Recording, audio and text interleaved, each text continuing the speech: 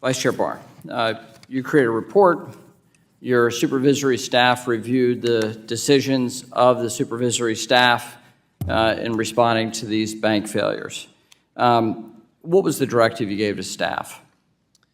I asked staff who are not involved in the supervision of SVB to look at what went wrong.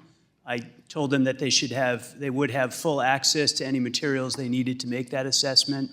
I gave them full discretion to find the facts. Will you provide those same materials to the ranking member and I? We have been working with your staff on a cooperative basis to provide materials, and It doesn't feel cooperative quite yet, but we'll follow up on that. And so you're saying yes, you'll provide those internal documents? We'd be happy to continue to provide those documents. We've been providing them on an ongoing basis to committee staff. Okay, so how did you select the staff? The lead staff person for the report is the former head of New York Supervision, the Federal Reserve Bank of New York Supervision, who has what divisions were involved in that? More than 25 years of experience, and he assembled a team from throughout the system other than the San Francisco Fed. So how many staffers worked on this report? I'm sorry, sir? How many staffers worked on this report? Approximately 20. Okay, from what divisions?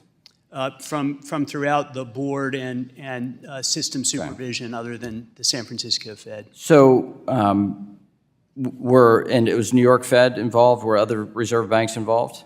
Yes, reserve banks and the board staff were involved in the report. Okay, so given that 2 of the 3 bank failures occurred under the San Francisco Fed's purview, is there a specific review of the San Francisco Fed's supervision? We were reviewing Silicon Valley Bank. The other banks that failed were not subject to Federal Reserve supervision. Neither of those were part of our report. We were reviewing our supervision of Silicon Valley Bank only. So in light of that, did the board vote on this report? Did you give the board a review of your report? No, it is a report of the Vice Chair for Supervision under my statutory authorities. It was not a report of the board. And it was provided to the board? The chair and other board members were given a copy of it in advance. So this is not something that the board would vote on? Correct. But other supervisory matters are taken to the board for a board vote? It depends on the nature of the supervisory action.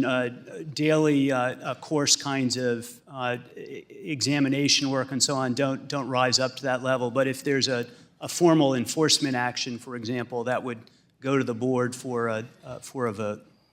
So in your report, you talk about a cultural shift in supervision. How did you ascertain that there's a cultural shift? The staff, as part of this review, spoke with the supervisors involved in this and with others in the system. And one aspect of one of the 4 findings of the report was that there was a shift in the tone of supervision. Is that done through like an opinion survey of staff? There was no survey. It was a set of interviews that were conducted as part of the report. Okay. So you opine that there is a cultural change, and this is based off of a few interviews from a few staff from San Francisco Fed in light of Silicon Valley Bank. And so you report that there's a cultural change in supervision across the Federal Reserve in light of just this one regional bank. That's the conclusion you draw in your report. The report's findings are solely related to Silicon Valley Bank. That is, the findings... But you opine that there's a general cultural shift on supervision, and it was one of the key talking points out of the report.